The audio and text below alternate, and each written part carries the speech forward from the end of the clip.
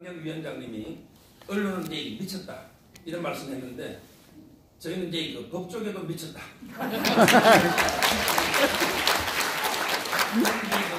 미친 언론 중에도 성창경 위원장님처럼 참 언론인이 있듯이 미친 이제 그 법조계에도 이번에 그 바둑이 잡아연 김경수, 성창호 개인적으로 대학 동기고 친구지만 이런 이제 그 참 법조인도 있기 때문에 여전히 희망을 가진다 이렇게 보고요. 저는 이제 그 변희재 대표의 영장 실질 심사를 맡아서 기각을 모시겠으니까 어떻게 보면 패상이지만 그러기에 이번에 항소심에 제가 이제 다시 그 차기현 변호사와 함께 변론을 맡게 됐습니다. 이번에 이제 그 정권이 바뀌면 항상 영장 담당 판사들 어떻게 다 정권의 입맛에 맞게 바뀌어요. 그리고 이제 그 젊은 1심의 소장파들은 이제 그 좌파가 상당히 많습니다. 그러나 이제 그 항소심에는 이제 그 소위 적폐 판사들이 상당히 많아요. 저는 이게 적폐 판사라는 것은 소신 있고 용기 있고 능력 있고 이런 이제 그 판사들을 현 정권은 적폐 판사다 이렇게 하기 때문에 항소심은 이제 그 사법부도 기대할 만하고 그리고 이제 무엇보다 새로운 증거도 많이 발견했기 때문에 저는 이제 그 반드시 무죄가 나오지 않을까 최선을 다할 생각이고요. 저는 이제 얼마 전에 변희재 대표하고 이제 그 황 의원 대표 접견을 갔습니다. 그리고 이제 그 저도 변호사 20년 넘게 했는데 황 의원 이분만큼 이게 교도소 즐겁게 잘하는 사람 처음 봤어요. 자기는 이제 그 요양을 온 것처럼 아주 뭐 양심에 끓일 게 없으니까 이분이 이제 1심 재판 마지막 최후 변론을 하는데 판결문에 내가 반성하지 않고 있다고 반드시 기재해달라 이렇게 사자구를 토한 분이에요. 그래서 이제 물론 법정 구속 1년 법정 구속 돼버렸지만 저는 이제 그 용기 그리고 이제 변희재 대표는 그날 제가 간 날 마침 이제 그 손석희 사건이 터진 거예요. 뺑소니, 폭행, 그 다음에 그 동성자 불륜 이런 게 의혹을 저보다 먼저 KBS 뉴스하고 신문을 조선일보 통해서 보면서 변희재가 이제 그 상당히 걱정을 하더라고요. 왜냐하면 이제 손석희는 내가 죽이 되는데 상당히 걱정을 하고 있거든요. 그래서 이게 도망가면 어떡하냐 걱정하길래 제가 이제 설마 이 정도가 도망가면 되냐. 어차피 이제 기문과 도덕적으로 손석희의 위선을 확실히 이제 드러냈으니까 우리는 이제 법적으로 확실히 죽이자, 부관 참시하자 이렇게 제가 말을 하고 온 적이 있는데 제가 이제 오늘 그 토론에서 말하고 싶은 거는 이제 두 가지입니다. 첫째는 이제 왜 특검이 필요하냐. 그 다음에 두 번째는 왜 12명밖에 안 되는지 자유한국당은 뭐 하느냐. 이런 이제 쓴소리 두 가지를 제가 하고 싶은데요. 일단은 이제 왜 특검이 필요하냐. 그는 이제 한마디로 현 검찰과 법원은 진실을 밝힐 의지나 능력이 전혀 없고 오히려 이제 은폐와 조작이 공범이기 때문에 현 검찰과 법원을 믿을 수 없기 때문에 그래서 이제 이 특검이 필요하다. 이걸 첫째 말씀드리는데 검찰은 이제 원래 권력의 충견 주구니까 그 뭐 검찰은 이제 거론할 가치도 없지만 법원도 마찬가지예요. 첫째 이제 영장할 때 왜 구속했냐 말이에요.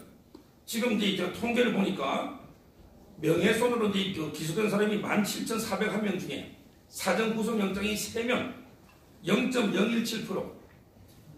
근데 변희재 이분은 이제 그 진실을 위해서 참을 위해서 이게 그냥 공개한 거지 뭐 손석희를 때린다거나 손석희처럼 이게 폭행을 뭐 아프냐 안 아프냐 하면서 폭행을 한다거나 저는 이게 그런 게 없지 않습니까?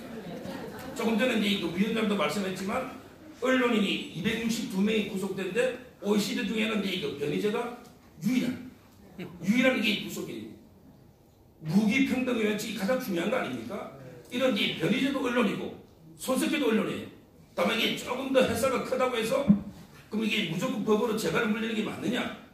서로 이제 언론끼리 싸우면 국민들이 여론, 공론의 장에서 판단할 문제인데 왜 재갈을 물리느냐? 이게 법원이 바로 이제 그 진실보다는 오히려 은폐에 가담하는 게 아닌가? 이런 이제 그 첫째 이유고요. 그 다음에 두 번째 그 1심 재판도 마찬가지. 카톡을 이제 그 전체를 다 이제 복음 포렌식 해달라. 이걸 2번이나 신청했는데 기각해버리고. 그리고 이제 김필준이가 넣어가지고 야, 개통자를 어떻게 먼저 하느냐니까 취재원 묵비권이니까 말할 수 없다. 그럼 이게 옛날에 언제 말 안 한 적이 있습니까? 다 거짓말로 입수 계획부터 해놨고 이제는 말할 수 없다. 이게 말이 됩니까? 그리고 이게 심수민은 야, PC가 수정 기능도 없는데 이렇게 변호사인이 추궁하니까 언제 내가 이게 PC 가지고 최소위가 수정했다고 한 적이 있느냐? 그냥 최소위가 문서를 보고 고칠 게 중요하지 수정 기능이 뭐 중요하냐? 이런 데 말도 안 되는 개변을 늘어놨는데 그게 판결에 하나도 이게 반영이 안 돼.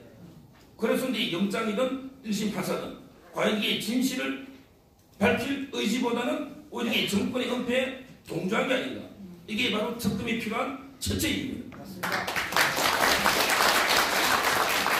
두 번째, 특검 무용 나오지만 이번에 이거 허위범 특검 보십시오. 저는 이제 이거 신문에 몇 번 제가 칼럼을 썼지만 허위범 특검은 그 끝은 상당히 창대하다.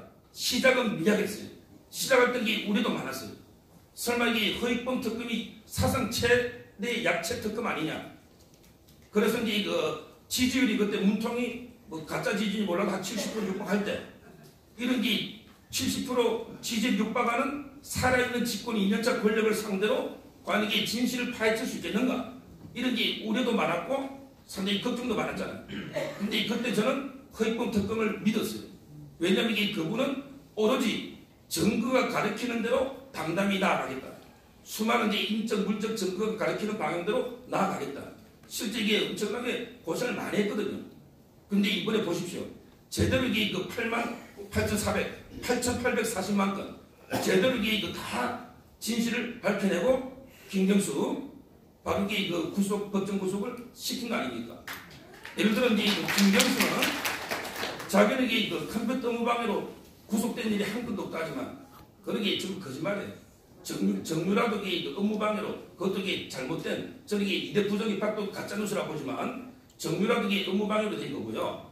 컴퓨터 업무방해가 신설된 죄라서 법정 뭐 구속이 적은지는 몰라도 근데 이 김경수 바둑이 범죄가 네이버나 다음에 업무를 방해한 건 아니잖아요. 이거는 이제 이거 여론을 조작 오염시켜서 민주주의를 완전히 해소한 엄청난 이게 범죄잖아요. 사상 초유의 범죄니까 사상 초유의 법정 구속이 맞는 거 아닙니까?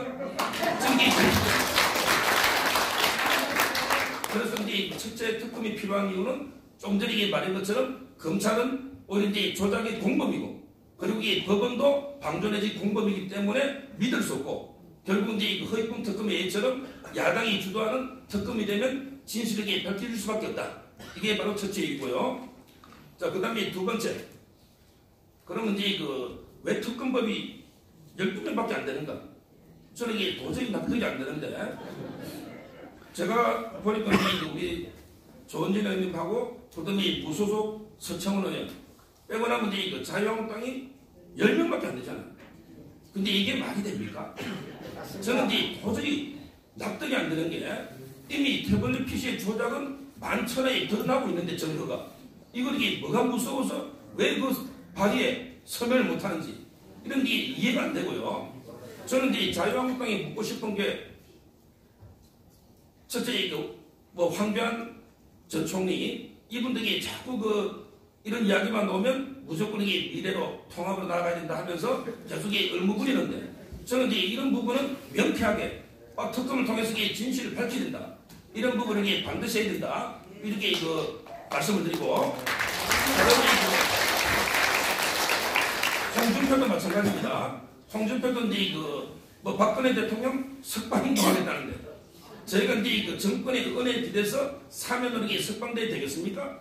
그런 얘기 석방운동 쓸데없는 거 하지 말고 뭐 이렇게 태블릿 PC 진실을 밝히면 사기 탄핵부터 모든 게 다 드러날 거 아닙니까? 이렇게 진실을 밝혀서 무죄를 밝혀서 명예를 당당히 회복해서 나와야지 왜 이게 정권의 은혜 기대 사면에 기대서 이런 석방운동을 하냐 이 점을 경고를 드리고요. 오세훈 그분은 더 이상 말할 것도 없고 복잡하니까 그래서 저는 당권 주자들이 김진태 의원처럼 당당한 입장을 밝혀야 되는 거고요. 그래서 저는 이제 자유한국당에 제가 이런 질문을 던지고 싶어요.